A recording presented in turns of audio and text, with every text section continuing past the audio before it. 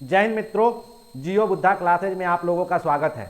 आज हम जो 23 से 27 सेमेस्टर 1 में जो सीआईए के एग्जाम में जो 15 मार्क्स को देखते हैं कि जो एग्जाम होती है यानी मिड एग्जाम टेस्ट जो होती है उसमें जो ऑब्जेक्टिव क्वेश्चन जेएन कॉलेज में जो पूछी गई है उस क्वेश्चन के ऊपर आज हम चर्चा करने जा रहे हैं। यह क्वेश्चन जो है ज्योग्राफी के एमजेसी में जो 5 क्वेश्चन है, एमडीसी में 5 क्वेश्चन और एमआईसी में 5 क्वेश्चन यानी 5 ऑब्जेक्टिव क्वेश्चन तीनों में पूछा गया था, जो कि टोटल ऑब्जेक्टिव क्वेश्चन आपके सामने जो है वह 15 है। अब यह 5 जो है उसी पे आज हम चर्चा करने जा रहे हैं। तो यहाँ जो क्वेश्चन पूछा गया था वह सत्य और असत्य कथन था, यानी कथन वाली यह क्वेश्चन थी ऑब्जेक्टिव, यानी प्रत्येक क्वेश्चन जो था 1 मार्क्स का था।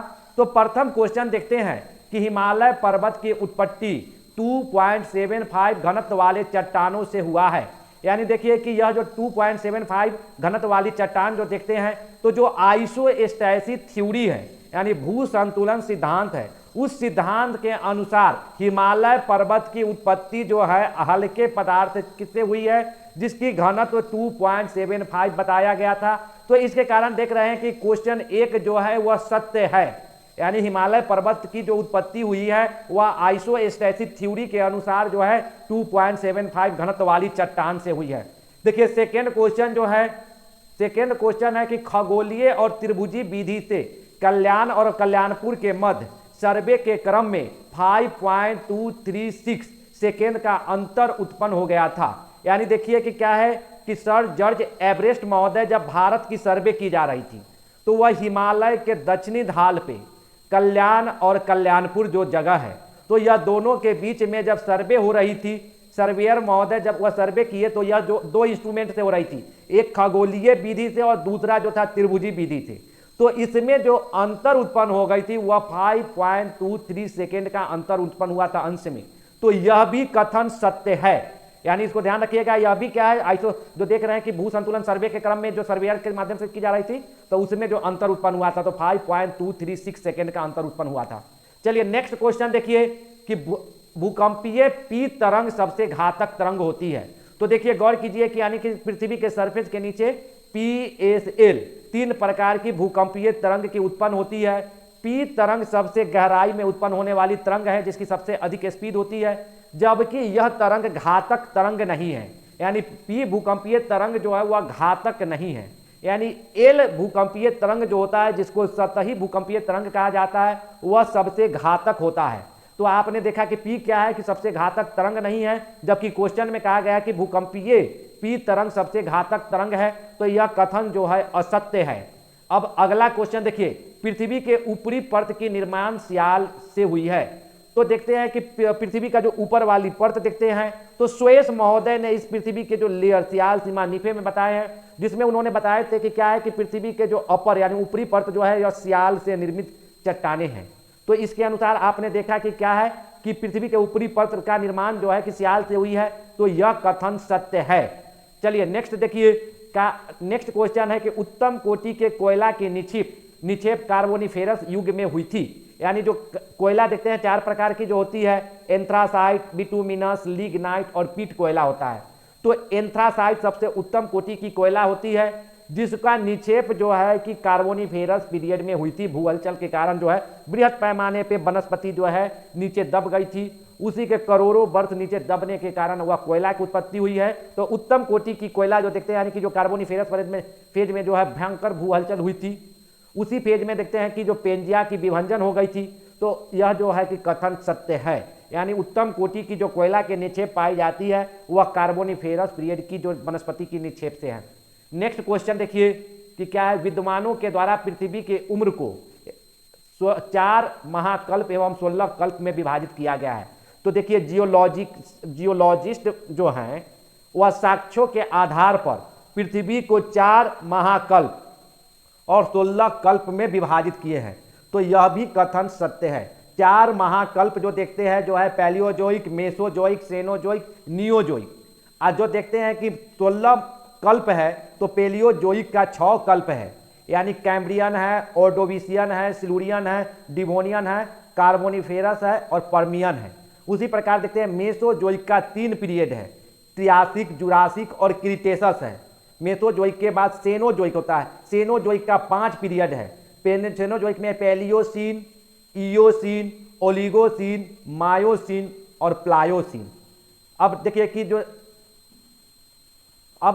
देख रहे हैं कि जो सेनोजोइक यानी अब नियोजोइक है, तो नियोजोइक में जो कल्प है यानी प्लीस्टोसीन और होलोसीन। इस प्रकार आपने देखा कि पृथ्वी के आयु को विद्वानों के द्वारा 4 महाकल्प और 16 कल्प में विभाजित की गई है।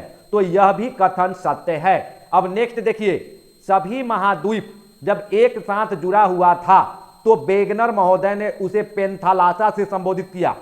तो यह कथन गलत है। जब सभी महादेश एक साथ जुड़ा हुआ था तो वैगनर ने उसे पेंजिया से संबोधित किया था, और जबकि यहां पेंथालासा कहा जाता है, यानी पेंजिया के चारों तरफ जो जल वाला क्षेत्र था उसको पेंथालासा कहा गया था। तो आपने देखा यह कथन जो है असत्य है, यानी कि स्थलीय क्षेत्र को पेंजिया कहा गया था और जबकि यहां पेंथालासा कहा जा रहा है, तो यह कथन असत्य है। चलिए नेक्स्ट क्वेश्चन देखिए। नेक्स्ट क्वेश्चन है कि पृथ्वी की औसत घनत्व जो देखते हैं, यानी पृथ्वी की औसत घनत्व जो है 5.5 है। तो यह कथन सत्य है, यानी सियाल, सीमा, नीफे तीनों के डेंसिटी को जब ऐड करके पृथ्वी की जब औसत घनत्व निकाली जाती है तो पृथ्वी की औसत घनत्व 5.5 है। अब देखिए तो यह कथन सत्य है। नेक्स्ट क्वेश्चन देखिए, पृथ्वी के उत्पत्ति के संबंध में लाप्लस महोदय ने नीहारिका परिकल्पना का प्रतिपादन किया था। तो देखिए कि लाप्लस के द्वारा जो पृथ्वी के ओरिजिन में जो सिद्धांत का प्रतिपादन किया गया था वह सिद्धांत नीहारिका परिकल्पना थी। तो यह भी कथन सत्य है। अब नेक्स्ट देखिए, पृथ्वी के सबसे गहराई में उत्पन्न भूकंपीय तरंग को पी तरंग कहते हैं। तो देखिए पृथ्वी के सबसे गहराई में जो तरंग उत्पन्न होती है वह भूकंपीय तरंग को पी से संबोधित किया जाता है। तो यह भी कथन सत्य है। अब नेक्स्ट क्वेश्चन देखिए कि पृथ्वी के ऊपरी परत सियाल जो है वह सीमा के ऊपर तैर रही है, यानी जो देख रहे हैं पृथ्वी के अपर लेयर जो है वह सीमा के ऊपर तैर रही है। तो यह ट्वेस महोदय ने यानी यह बताए थे कि सियाल जो है हल्का पदार्थ से बना है, उसके अपेक्षा सीमा जो है कि भारी पदार्थ से है, लेकिन सियाल जो है कि हल्का पदार्थ से होने के साथ साथ वह सॉलिड अवस्था में है, जबकि सीमा अधिक घनत्व वाली पदार्थों से बनी है लेकिन वह सेमी लिक्विड अवस्था में है स्टेज में। तो वही सेमी लिक्विड यानी सीमा के ऊपर सियाल तैर रही है। जैसे पानी में नाव को तैरते हुए देखते हैं, ठीक उसी प्रकार सियाल के ऊपर सीमा के ऊपर सियाल तैर रही है। तो यह कथन भी सत्य है। अब देखिए 12 नंबर क्वेश्चन देखिए, पृथ्वी के उत्पत्ति के संबंध में ज्वारीय परिकल्पना का प्रतिपादन जेम्स जीन्स द्वारा किया गया था। तो यह जो देखते हैं कि ज्वारीय परिकल्पना यानी टाइडल हाइपोथेसिस जो देखते हैं पृथ्वी के ओरिजिन में जो है वह जेम्स जीन्स महोदय के द्वारा ही किया गया था। तो यह भी कथन सत्य है। अब नेक्स्ट क्वेश्चन देखिए कि पेंजिया के चारों तरफ स्थित जलीय क्षेत्र को पेंथालासा कहा जाता है।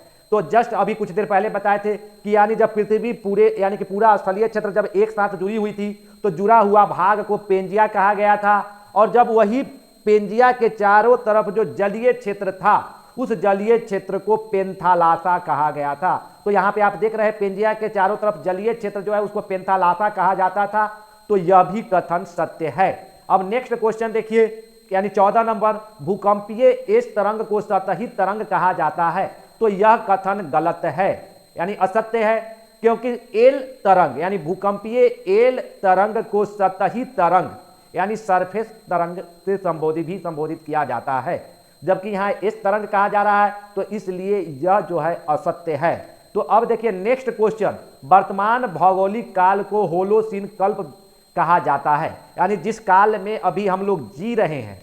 तो जियोलॉजिकल तरीका से जो जियोलॉजिकल आयु है वह जियोलॉजिकल आयु जो है कि अभी चल रही है वह होलोसीन कल्प है। यानी तो इससे क्लियर है कि वर्तमान जो चल रही है वह होलोसीन कल्प है। तो यह भी कथन सत्य है। यानी कि जो देखते हैं आज से लगभग 10,000 वर्ष पहले जो होलोसीन पीरियड प्रारंभ हुआ था।